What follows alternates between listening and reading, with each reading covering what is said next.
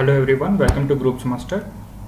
This is APPSC Group 1 Mains Revision Series, Science and Technology, Paper 5. Science and Technology Paper 5 లో total 9 topics ఉన్నాయి. ఇది topic 4.0. Previous videos ఎవరైనా చూడకపోతే ప్లేలిస్ట్లో ఉంటే ఒకసారి వెళ్ళి చూడొచ్చు. ఈ టాపిక్లో మనం క్లీన్ ఎనర్జీ రిసోర్సెస్ గురించి రివైజ్ చేయబోతున్నాం. Please visit our website www.groupsmaster.com. This is our official website, mainly useful for you in your APPSC and UPSC Civil Services examination preparation. Clean energy resources. Clean energy resources గురించి మీకు ఏ question వచ్చినా సరే ఈ introduction provide చేయొచ్చు. Most of our electricity or power comes from burning of fossil fuels, coal, natural gas and petroleum, and by this process many greenhouse gases will be released into the atmosphere. These greenhouse gases are making our earth warm and mainly responsible for changes in earth's climate. That's why we call this energy as dirty energy. మనకి clean energy గురించి అడిగితే మనం dirty energy గురించి first explain చేయడం జరిగింది. ఎందుకంటే dirty energy అంటే ఏంటో చెప్తూ, డర్టీ ఎనర్జీ వల్ల మనకి ఏ ప్రాబ్లమ్స్ ఉన్నాయో చెప్తూ దాన్ని ఓవర్కమ్ చేయడానికి క్లీన్ ఎనర్జీ రిసోర్సెస్ మీద ఫోకస్ చేసింది గవర్నమెంట్ అని మనం చెప్పబోతున్నాం అనమాట ఇంట్రడక్షన్లో. Therefore, to reduce the dependence on this dirty energy, the governments around the world are moving towards clean energy resources to generate power. So ఈ విధంగా మీరు క్లీన్ ఎనర్జీ రిసోర్సెస్ గురించి introduction provide చేయొచ్చు. The following are the clean energy resources. These are also renewables. Clean energy resources ni మనం renewables అని కూడా అంటాము, which means they can be used over and over again because renewable energy is inexhaustible in nature. Solar energy, wind energy, hydro energy, biomass energy, tidal energy and geothermal energy. These are the clean energy resources. The most abundant and freely available clean energy resource is sunlight. మనకి solar energy అంటే sunlight నుంచి వస్తుంది. So మన ఈ solar ఎనర్జీని ఏ విధంగా తయారు చేస్తాం చూద్దాం. Solar or photovoltaic cells made from silicon and other materials are used to transform sunlight directly into electricity. సన్లైట్ని మనం ఎలక్ట్రిసిటీగా ఎలా కన్వర్ట్ చేస్తామంటే సోలార్ అండ్ ఫోటోవోల్టాయిక్ సెల్స్ని యూజ్ చేస్తున్నాం అనమాట. Next wind energy. Wind is our next source of clean energy. To harness the electricity from wind energy, we are using wind turbines to make electricity. Hydropower. Hydropower is related to water. It is one of the most commercially developed clean energy in India. By building a dam, ఒక dam కానీ ఒక large reservoir కానీ మనం construct చేసి దాంట్లో మనం వాటర్ని store చేస్తాం. So that we can control the flow of water to drive turbine and generate electricity. మనం ఈ వాటర్ని టర్బైన్ బ్లేడ్స్ మీద ఆ వాటర్ ఫ్లోని మనం రిలీజ్ చేస్తే ఆ వాటర్ వల్ల టర్బైన్ బ్లేడ్స్ తిరిగి మనకి ఎలక్ట్రిసిటీని జనరేట్ చేస్తుంది అనమాట. So this energy source can often more reliable source అనమాట ఇది while compared to solar and wind power, because it allows electricity to be stored for use when demand reaches peak. Next is biomass energy.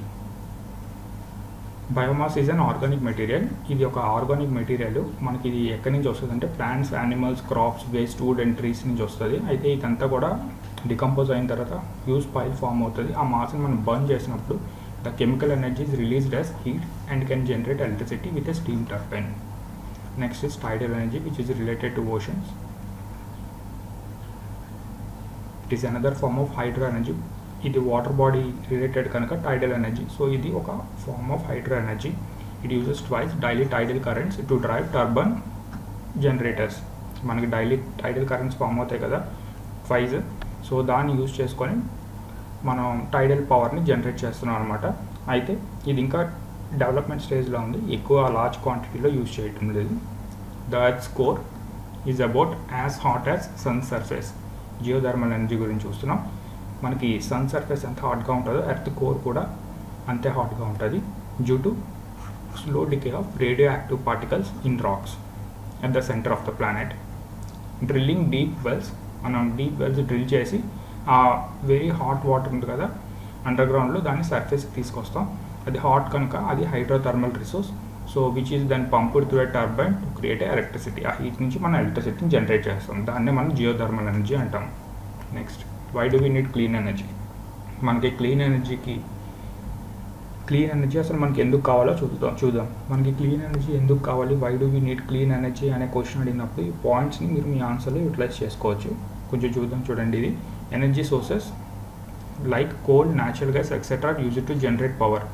గుర్తుపెట్టుకోండి, ఎనర్జీకి పవర్కి difference ఉంది. Power అనేది output, energy అనేది input. For example ఒక turbine తీసుకోండి. ఈ turbine మనం ఈ టర్బైన్ ద్వారా మనం పవర్ని జనరేట్ చేయాలి. అంటే ఈ టర్బైన్ రన్ చేయాలి అంటే మనకేం కావాలి, జస్ట్ బైక్ అయినా కార్ అయినా స్టార్ట్ అవ్వాలి అంటే బైక్ కార్ ఇంజన్ స్టార్ట్ అవ్వాలంటే మనకి ఫ్యూయల్ కావాలి. అలాగే ఈ టర్బైన్ మనం రన్ చేయాలన్నా సరే మనకు ఫ్యూయల్ కావాలి. ఆ ఫ్యూయలే ఎనర్జీ అనమాట. అయితే మనం ఈ ఫ్యూయల్గా ఎనర్జీగా ఏం తీసుకుంటున్నాం, coal, natural gas. So natural gas and coal are energy which forms our input. We are using coal or natural gas to run this turbine, and this turbine will generate power. So power అనేది output.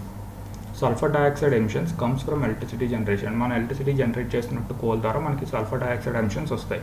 So these emissions are causing acid rains, and it also triggers asthma attacks in people. Respiratory problems create చేసి ఆస్మా వల్ల చాలామంది trouble అవుతున్నారు. Respiratory problems create చేస్తున్నాయి అనమాట ఈ sulphur dioxide emissions. అలాగే ఇవి మనకి యాసిడ్ రైన్కి కూడా రెస్పాన్సిబుల్ అవుతున్నాయి. సో అందుకు మనకి క్లీన్ ఎనర్జీ కావాలి అని చెప్తున్నాను అనమాట ఈ పాయింట్ ద్వారా. Nitrogen oxide NOx which reacts with sunlight to create a ground level ozone and smog. The ground level ozone and the smog are the main problems in urban areas. So ఇవి కూడా మనకి electricity generation ద్వారా release అవుతున్నాయి అన్నమాట. అలాగే next important greenhouse gas. ఇది carbon dioxide is a greenhouse gas that contributes to global climate change. It is also mainly released from burning of coal which is used to generate power. Next is mercury. Mercury is a highly toxic metal that is released from coal fired power plants నుంచి mercury కూడా release అవుతుంది. It actually ఎలా hurt చేస్తుందంటే it accumulates in the fat cells of fish and other animal cells. When humans eat the fish, they are exposed to mercury. So then mercury causes permanent damage to liver and central nervous system. Mercury మన లివర్ని central nervous సిస్టమ్ని damage చేస్తుంది.